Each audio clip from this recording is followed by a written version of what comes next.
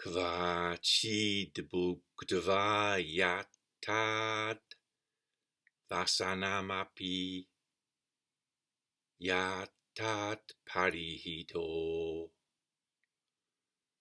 vasann ātmārāmaḥ kva-cana vijane yo bhiramate kṛtārthaḥ jñeyaḥ śama-sukha-rasa-jñaḥ kṛta-matiḥ pareṣāṁ saṁsargaṁ pariharati kaṇṭakam yadi dvandvārāme jagati viṣaya-vyagra-hṛdaye vivikte nirdvandvo viharati kriti śānta-hṛdayaḥ tato pitva prajñā-rasam tṛpta-hṛdayo vivikte saṁsargaṁ viṣaya-kripanam śochati jagati vasann shunyagare yadi satatame ko bhiramate yadi kleshotpadai sahana-ramate shatrubiriva charan ātmārāmo yadi chapibati priti shalilam tato bhukte shreshtam tridashapati rajadapi sukham. So those are the three closing verses of Canto 14 of Saundarananda, whose title is Adi Prasthana, which means something like stepping forth, marching out. So I think it's a bit ironic that the canto title it suggests first steps. I think that's how Linda Coville translated the chapter title, first steps. But the more you recite those three verses in Śikhariṇī meter, the more you realise that it's like in the commentary on the eight truths of a great person. The first truth is shōyoku in Chinese and Japanese, alpechu, wanting little. And I think judging from Buddha Charita, what's left in Tibetan and Chinese, the Buddha probably originally said that to want little is already to be on the path of liberation. But I think the version in Shobogenzo kind of goes further than that and says to want little is to have nirvana already.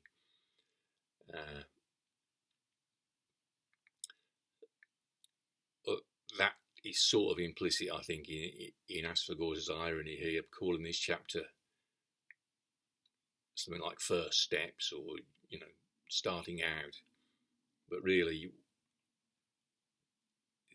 if the end point is, if what we're working towards is prapanchopashamam, the melting away of prapancha, I think it's implicit in these verses. And I, as I was enjoying reciting them just now out in the garden, it occurred to me that they're really the antidote. They contain the antidote to thirsting for an object. And we could say that prapanchopashamam, the melting away of objectification, is really the ending or at least a rest from, thirsting for an object. And so if we put it like that, with a bit of tweaking, then all three verses suggest the ending of thirst. So, for example, the first line of the first verse, 1450, says kva-cid bhuktvā yat-tad, and the vowel root bhuj means to eat or to consume. And so on the surface it's talking about eating food. A bhikkhu who eats whatever food is offered anywhere. Kva-cid anywhere. Bhuktvā, eating. Yat-tad, any, whatever. So that's the ostensible meaning, and it includes that meaning.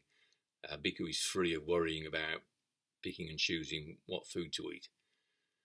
He's not on a particular dietary trip. Whatever is offered, bhuktvā, he eats it up. But then on a deeper level of meaning, it suggests eating up whatever's put on your plate.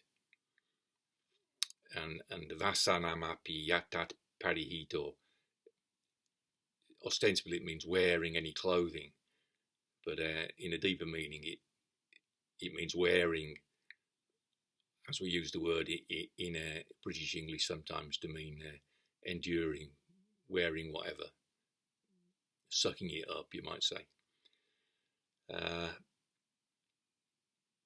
But then, if we're particularly thinking about the suggestion of the end of thirsting for an object, we could translate bhuktvā as enjoying. Bhuj does include that meaning, as in fact in the final line of the final verse, where he says tato vivikte śreshtam, then he enjoys vivikte śreshtam, better than Tridashapati Rajad, the sovereignty of Indra, the master of the 30 gods.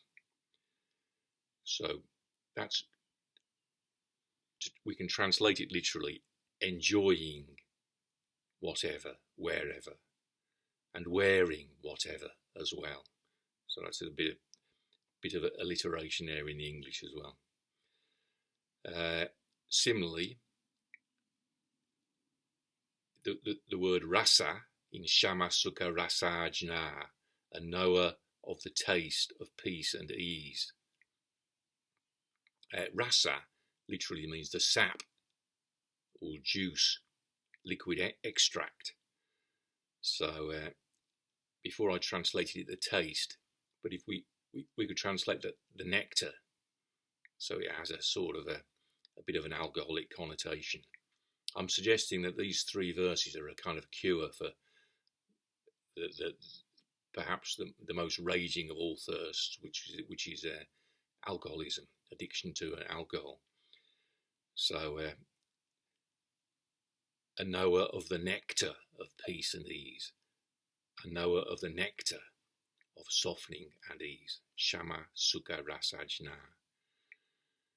And then, so again, the end of that line, pareṣāṁ saṁsargaṁ pariharati kaṇṭakam. Ostensibly, it means he avoids involvement with other people, so he just lives in total isolation. But the deeper meaning is he doesn't other. He's free from prapancha, not othering people. So, of course, if you think about it, really, a bhikkhu, even the most independent-minded of bhikkhus back in the day, was very much dependent on being offered food by people. So we're not talking about total self-sufficiency here. We're talking about lack of emotional involvement, or at the deepest level, not seeing others as others, because he's going around ātmārāmaḥ, enjoying himself and others, so-called others, will be included in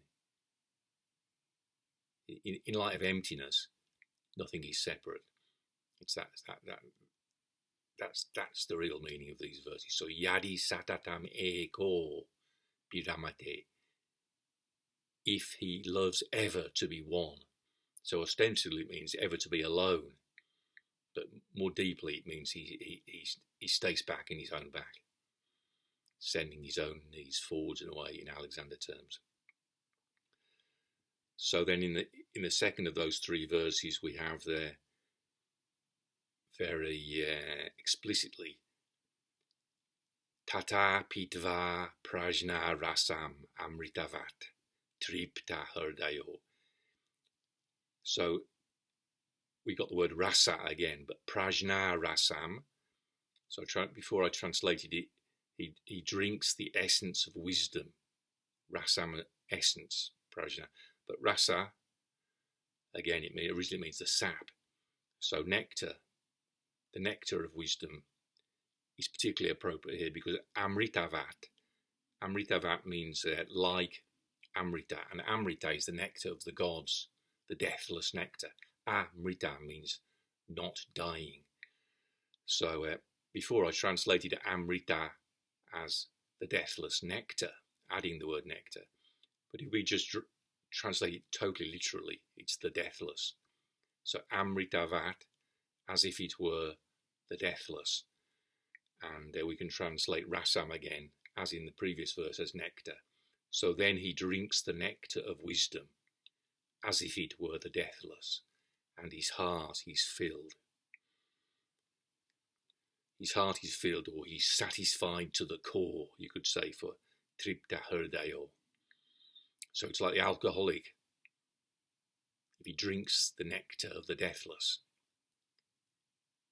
he's satisfied to the core. His thirst is satisfied to the core. Then in the third of the three verses, we've got there pibati priti shalilam, which I translated, he drinks the water of grace,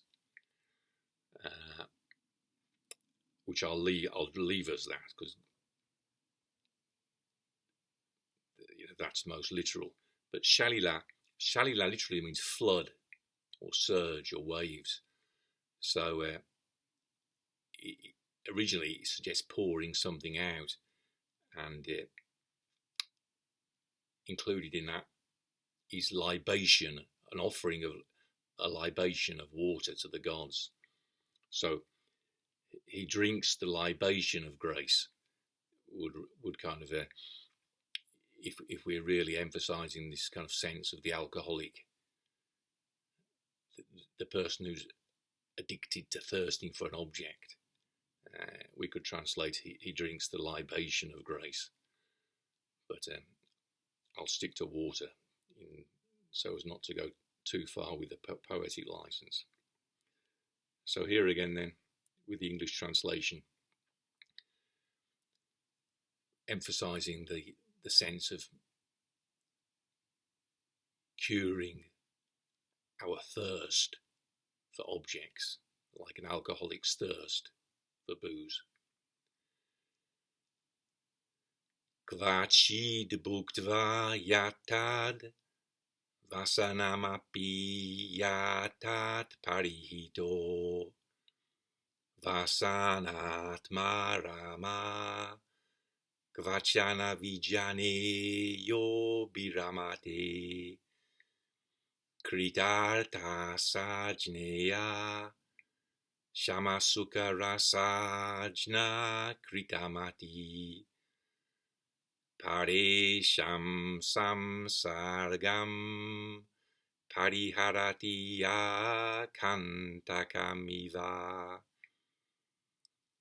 enjoying whatever, wherever, and wearing whatever as well, dwelling in enjoyment of his own self, one who loves to be anywhere without people.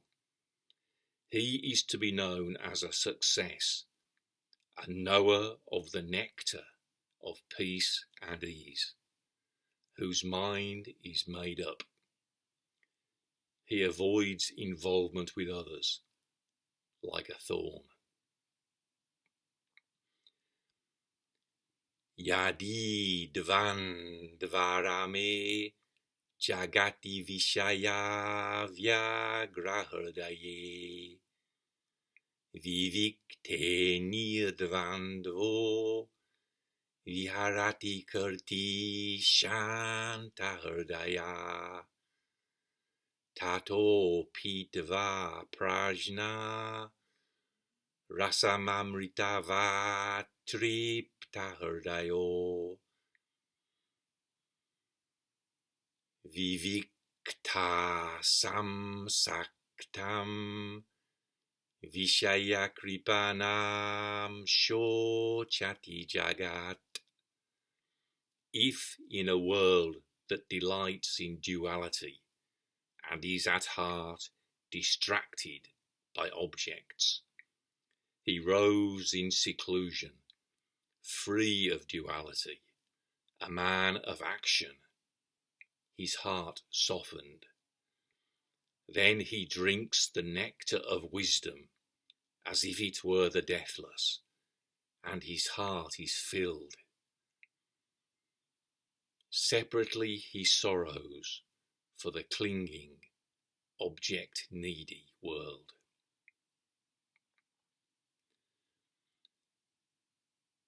Vasann shunyagare yadi satatame ko bhiramate yadi kleshotpadai sahana-ramate yo shatrubi.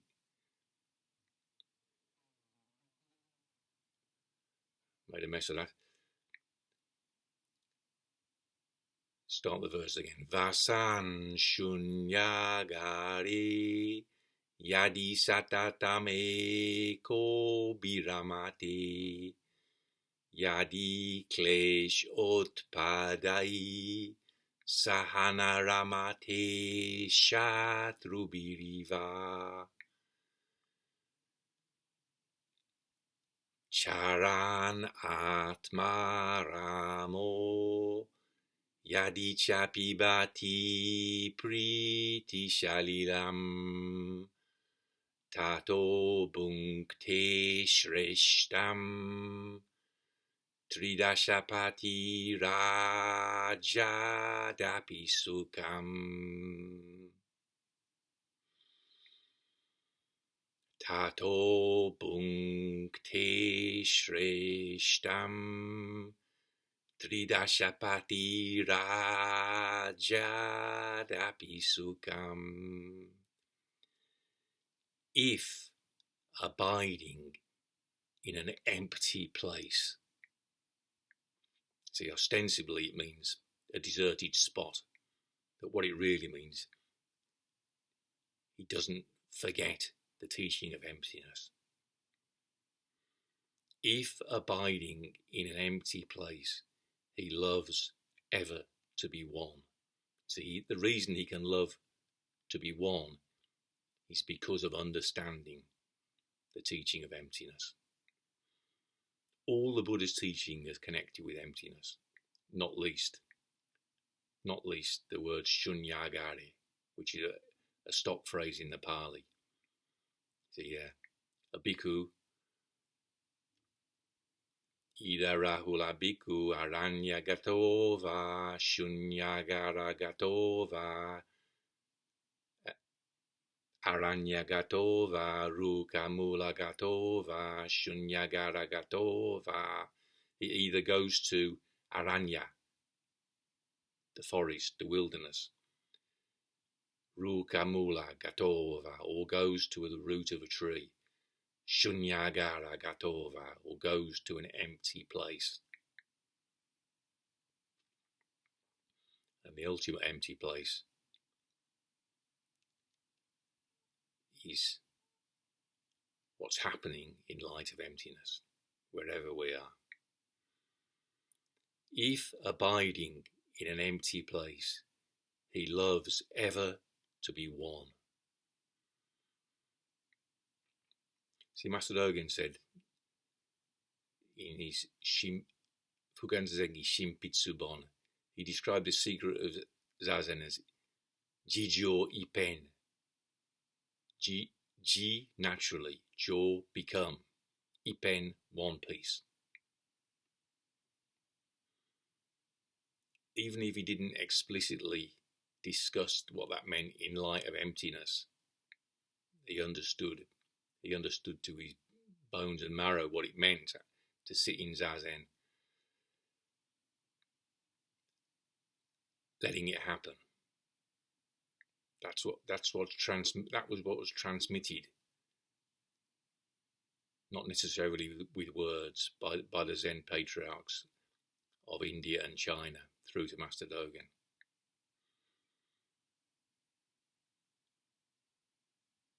The words nishprapansha, well, the meaning was lost by translating those words as fukeron, but the actual meaning is non-verbal anyway. But all the better to have it here, clearly understood by Asvaghosha and expressed in words, albeit ironically. If abiding in an empty place, he loves ever to be one. So what I'm suggesting is, this is not only talking about living on your own. This is the ultimate teaching of prapanch upashamam, the melting away of othering. That's why I said yesterday, there's no need to add to Buddhist knowledge by studying Vasubandhu or any of the other ancient Indian patriarchs' Sanskrit writings. But we do need to understand this line. And we won't understand it. I couldn't understand it without Nagarjuna's clarification of emptiness. And okay, after we've clarified that, like the goldsmith who can choose from a wide menu of ornaments, why not study whatever we like in the Sanskrit or the Pali? But it isn't necessary. That's why Master Tendon Nyojo said, if we just sit, we needn't do anything else. We needn't prostrate or recite sutras. The thing is, what does it mean just to sit? In light of emptiness, we can understand what it really means to just sit. Not in light of emptiness, we don't practice. We're still liable to thirst for some object. That's the antidote to that is right here. If abiding in an empty place, he loves ever to be one. If he fools with a rising of afflictions, no more than he fools with enemies.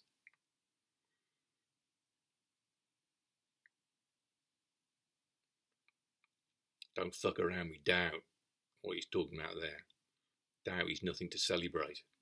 Okay, so what happens if we do wake up feeling, gripped by doubt, riven by doubt? That's where Marjorie Barlow's teaching comes in. She spoke about waking up in the middle of the night, this terrible pain between her shoulders. And she said for the first time, she didn't get up and make a cup of tea and think of directions, go into movement. She just lay there. She just lay there, experiencing, witnessing the pain, giving directions, enjoying, like kva-cid bhuktvā yat-tat, eating up whatever, wearing whatever. She describes this in her book, An Examined Life, that she wrote with Trevor Allen Davies, which people talk about Marjorie's book as the book that Sean Carey wrote without her explicit permission because she'd already died. But it always annoys me when people described that as Marjorie's book. Marjorie's book was the one she wrote with Trevor Allen Davies. She described it to me as my book. And she said everything she wanted to say, she'd said in my book, the one that she wrote with Trevor.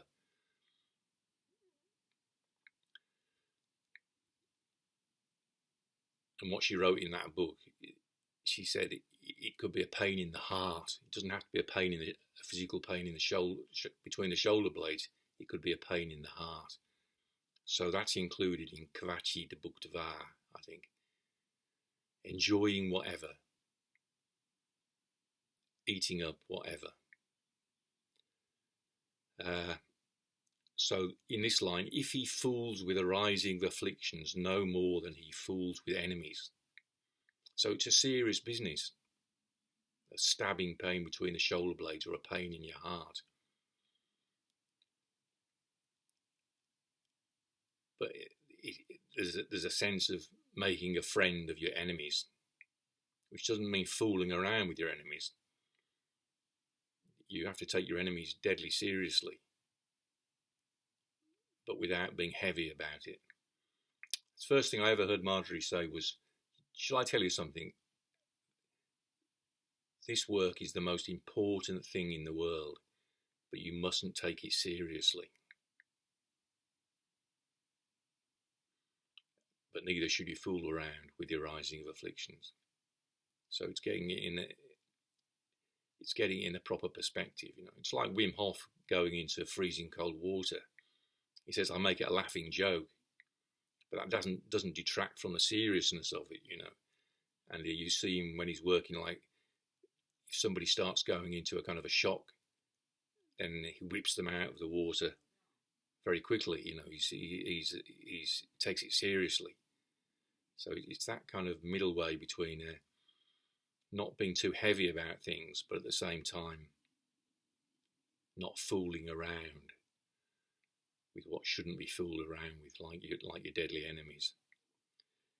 If abiding in an empty place he loves ever to be one, if he fools with arising of afflictions no more than he fools with enemies, and if going around enjoying his own self